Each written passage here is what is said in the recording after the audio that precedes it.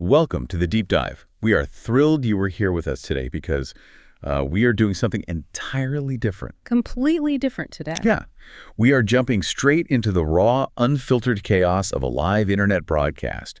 We have our hands on a real-time live stream transcript from a highly dedicated gamer. Right.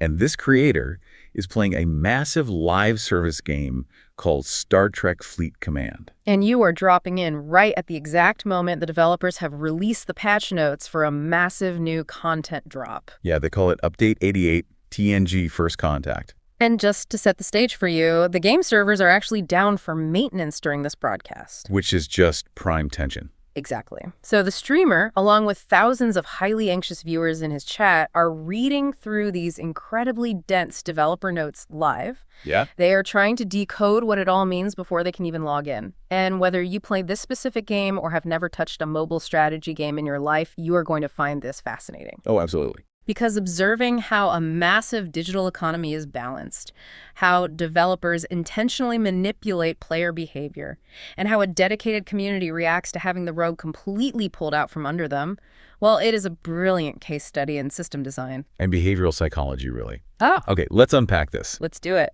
Because the sheer volume of information this community is trying to process in real time is staggering. They are looking at pages and pages of new ships, new buildings, new enemies, and massive economy shifts. That's a lot to take in all at once. It really is. But let's start with the theme of the update itself, which is undeniably cool for any sci-fi fan. It is heavily themed around the movie Star Trek First Contact. Oh, yeah.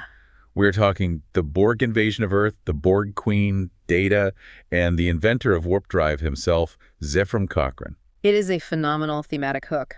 The developers are using that classic sci-fi premise to introduce a brand new in-game faction called the Mavericks. And according to the lore in the patch notes, the Mavericks are an independent group of peacekeepers. The lore drop here is actually a fun Easter egg, because the chat notes that this faction is born out of the ashes of World War III. Which, according to official Star Trek canon, happens in the year 2026. Yep. Which is just a wild timeline to think about given where we are today. But let's look at how you actually interact with these Mavericks mechanically. Because that's where the real game begins. Right. To get started with this new faction, you have to construct a brand new building in your base. It is called the Warp Dive Bar. Such a great name. It's a fantastic name. It sounds exactly like a gritty, neon-lit place where Han Solo would bump into Captain Kirk.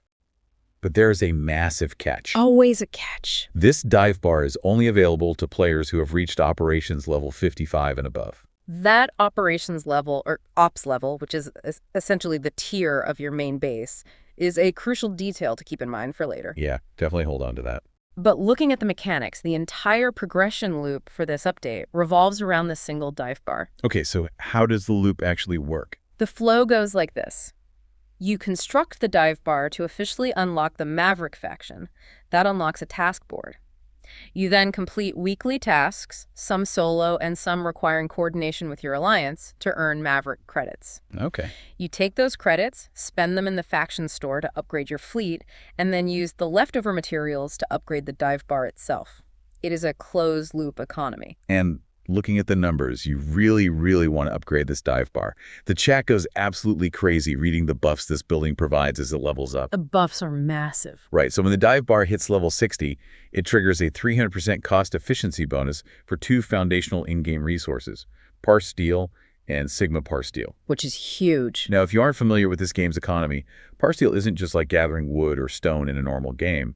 It is the absolute lifeblood of this digital universe.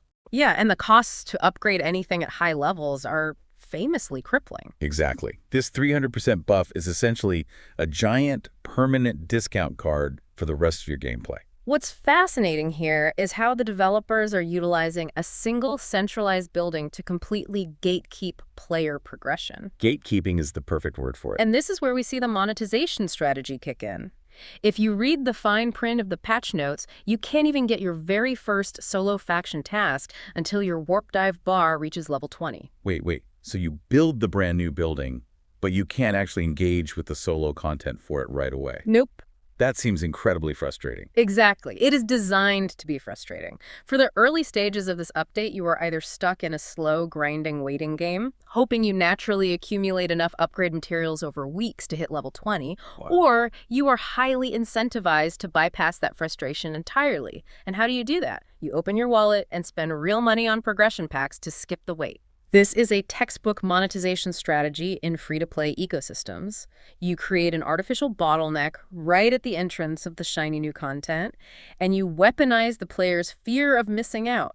The temptation to just buy your way to level 20 to join the conversation has to be immense, especially when your whole alliance is talking about it. Oh, for sure. But even if you get your dive bar leveled up, you still have to deal with the new enemies this update introduces. And this is where the game gets incredibly punishing. Brutal, really. They are rolling out new PvE enemies called the Conqueror Borg Solo Armadas. These come in incredibly high tiers, specifically levels G5, G6, and G7. And the patch notes reveal a brand new combat mechanic for these armadas called Adapt to Overcome. Adapt to Overcome. To put it mildly, it is ruthless. It completely upends how players have been approaching combat for years. Here's where it gets really interesting.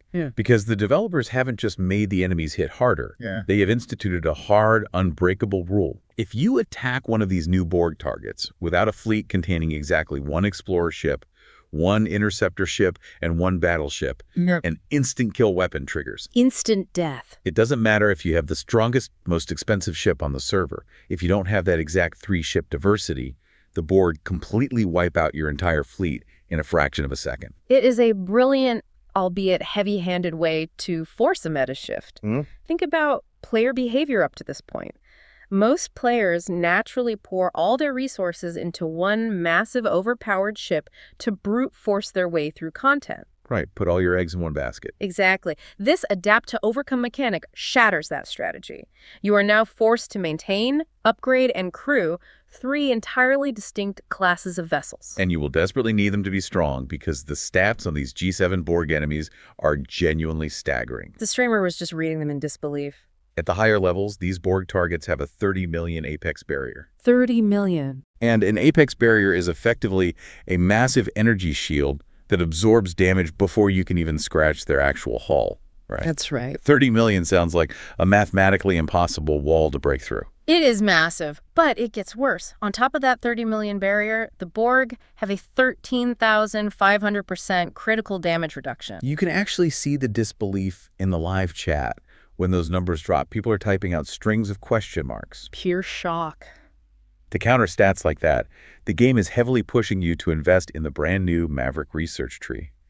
You have to spend your precious time and resources unlocking specific research nodes that provide equally ridiculous buffs just to survive. Yeah, it's wild. We are talking about research that gives you a 3,000% isolytic defense boost, and specific nodes explicitly designed to offset that exact 13,500% critical damage reduction the Borg have. It is an arms race of astronomical percentages. Truly. It really highlights how live service games handle power creep. But looking at the mechanics here, brute force and new research alone become completely useless. So what's the workaround? To beat these things, players are going to have to rely heavily on specific support ships. The chat starts theorizing that players will have to meticulously use ships like the Defiant, the Cerritos, and the Titan. Oh, the support fleet. Right. You can't just fly in and shoot. You have to use these support ships to pre-buff your main fleets with extra stats right before engaging the Borg Armada. It's like preparing for a massive raid boss in a traditional MMO. But you're doing it solo by micromanaging an entire sleet sequence. Exactly. It turns a simple combat encounter into a highly choreographed operation requiring perfect timing. But while all this new content sounds incredibly intense and challenging, not everyone actually gets to play it. And this is the painful part. And this is where the tone of the live stream takes a very sharp, controversial turn. We mentioned earlier that the Warp Dive bar is strictly for players at Ops level 55 and above. Yes, that is the entry ticket to the First Contact content. While looking closely at the patch notes, there is a glaring, massive gap.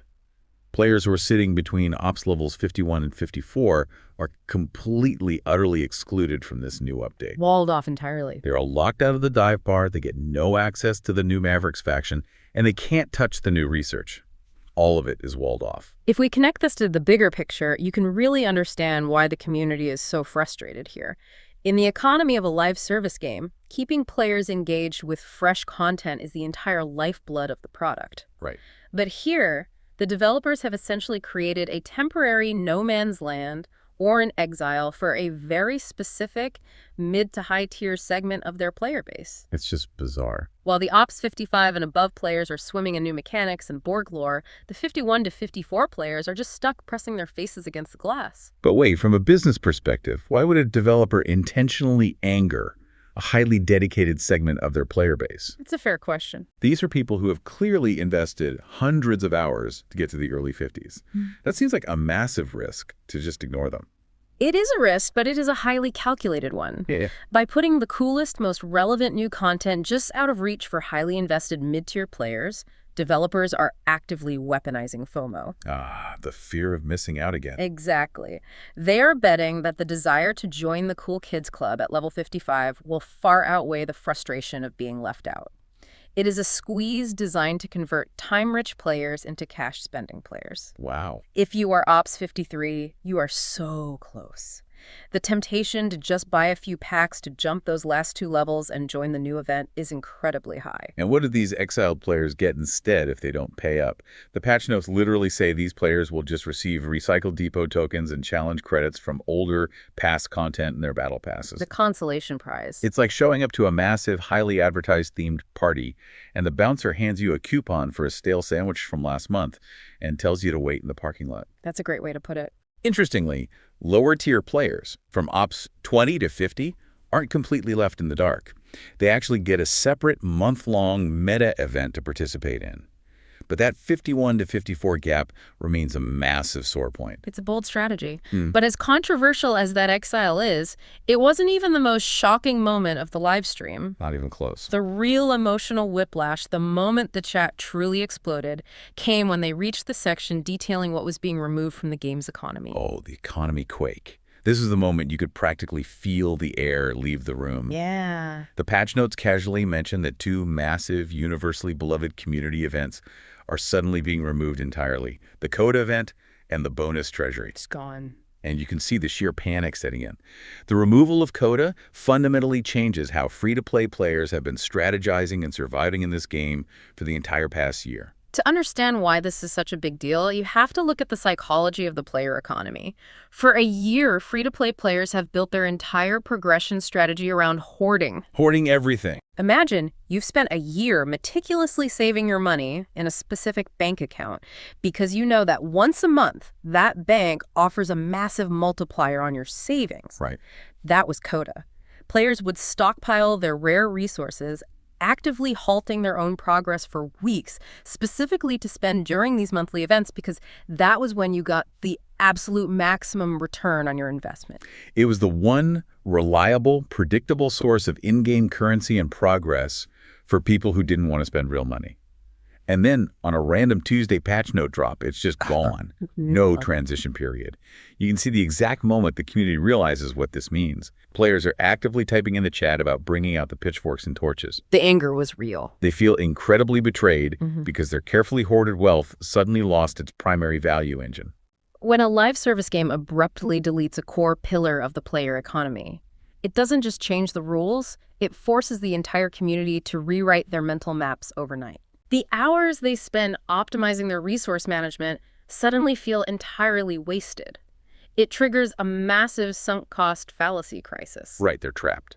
Players are asking themselves, why did I spend 3 months saving these materials if the event I was saving for no longer exists? It creates a deep, lingering sense of instability. But what I found absolutely fascinating was the streamer's reaction. Despite the absolute meltdown happening in his chat, he maintains this surprisingly zen, philosophical outlook. He really held it together. He doesn't yell at the developers. He basically says, look, the community will just adapt. We will crunch the numbers, figure out the new, most efficient way to play, and we will keep walking forward. Yeah. And he uses this incredible metaphor. He says, it's like we are all walking forward and we just stepped on a rake that hit us in the face. The rake metaphor. Classic. It hurts. It's annoying. You might have a bloody nose, but you just push the rake aside and keep walking. It is a remarkably mature way to handle the constant, sometimes arbitrary turbulence of a digital world you have absolutely no control over. The reality is, if you want to keep playing, you have to adapt to the new economy. And to soften the blow of losing their favorite event, the developers did what they always do. They dangled some incredibly overpowered carrots in front of the community. Oh yes, let's look at the shiny new toys. Specifically, new characters to help survive this harsher reality. They are introducing a first contact version of Data, and his stats are wild. Very wild. His captain's maneuver can increase the number of shots your ship fires per round by up to 200% against grouped armadas. That's huge. And if that wasn't enough, his officer ability boosts your base loot drops by up to 150%. He's an absolute farming machine designed to help you rebuild your lost resources. And then there's the inventor of warp drive, Zephram Cochrane. His abilities are uniquely tailored to counter the absurd stats of those new Borg enemies we discussed earlier. Right, the 30 million barrier ones. Yep. He provides a massive 250% boost to isolated cascade damage. But what really gets the chat geeking out is Cochrane's below-deck passive ability. Oh, this was a great moment of live theory crafting. Cochrane's passive ability repairs your ship's hull damage based on the combat from the previous round. Which is nice on its own. But the community instantly realizes that this ability stacks with other specific crew members and ships. They figure out that if you pair Cochrane with an officer named PQ and put them on a ship called the Vindicator, you can achieve a staggering 80% hull repair every single combat round. Unkillable. It essentially turns your ship into an immortal zombie that constantly stitches itself back together while taking fire. Which is precisely the kind of extreme synergy players will need to survive those 30 million Apex barriers. Seriously. The update also rolls out some new artifacts, like the optical chip reader and the Phoenix nacelle. But looking at the reactions, the community seems mostly underwhelmed by their specific stat boosts. They just didn't care as much. The consensus is that their primary value is just having new collectibles to chase, rather than offering game-breaking power like Cochrane does. Collectibles are nice, but what really brings a tear of joy to a gamer's eye is a good bug fix. Isn't that the truth? And amidst all the economy chaos, they find a crucial one. There is a massive sigh of relief in the chat reading that the Kishore artifact has finally been patched. Oh, that was causing so many issues.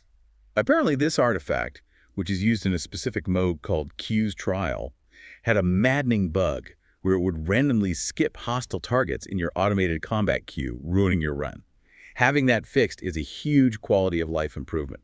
It's often the small friction points, the daily annoyances that players care about fixing the most. Yeah. A massive new Borg armada is exciting, but fixing a broken menu button is what actually makes the day-to-day experience playable. Exactly. But honestly, I think what makes this deep dive so compelling isn't just the math, the sunk cost psychology, or the patch notes. It's the charming, bizarre chaos of the live stream itself as a piece of media. It is so funny. Because remember, he's reading all this heavy economic news while the servers are literally offline. I can't even play the game. He is trapped in the digital waiting room with thousands of people. So how does this community pass the time while waiting for these exact bug fixes and the servers to boot up? What do they do? This streamer actually takes a 40-minute nap.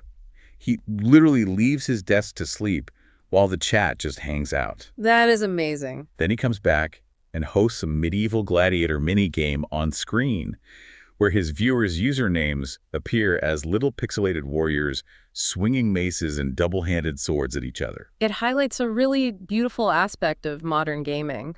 The community bond exists completely independently of the game's actual mechanics. Yeah, totally. The game itself was entirely offline and unplayable, yet thousands of people stayed in that chat just to hang out, watch auto-battling gladiators, and process the loss of the Coda event together. At one point, he even plays a custom original song that someone in the community made about him.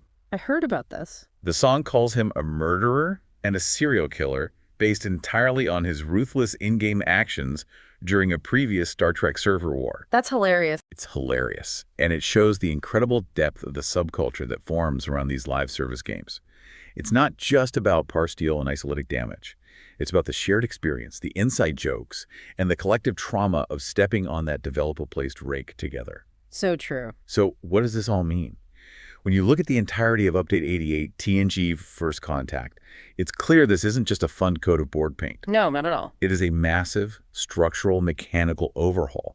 The developers are forcing players to completely diversify their fleets with that ruthless 3-ship instant kill requirement. They are. They're weaponizing FOMO to squeeze mid-tier players. And more importantly, they are subjecting their community to a jarringly shifted economy by ripping away reliable events like Coda, forcing everyone to abandon their old mental maps and adapt to a completely new normal. This raises an important question. As these live service economies become more complex, more demanding, and more deeply integrated into players' daily routines, we are seeing people invest years of their lives and thousands of dollars into digital assets they have zero control over. It's a scary thought. You can spend a year meticulously hoarding resources and building your empire, but a developer can delete the value of that empire on a random Tuesday. Yeah. So it makes you wonder, are we approaching a tipping point where players will start demanding actual legal ownership or digital rights over the assets they've spent years grinding for? That's a great point. As these digital universes begin to mirror the financial stakes of the real world, will we eventually need real-world SEC-style economic regulation to protect players from having the digital rug pulled out from under them? That is a fascinating and incredibly relevant thought to leave on as these games keep growing. Thank you so much for joining us on this deep dive into the Borg-infested, constantly shifting universe of Star Trek Fleet Command. We hope you enjoyed unpacking the psychology of this live stream as much as we did, and we will leave you to mull over that final thought about the future of digital economies. Until next time.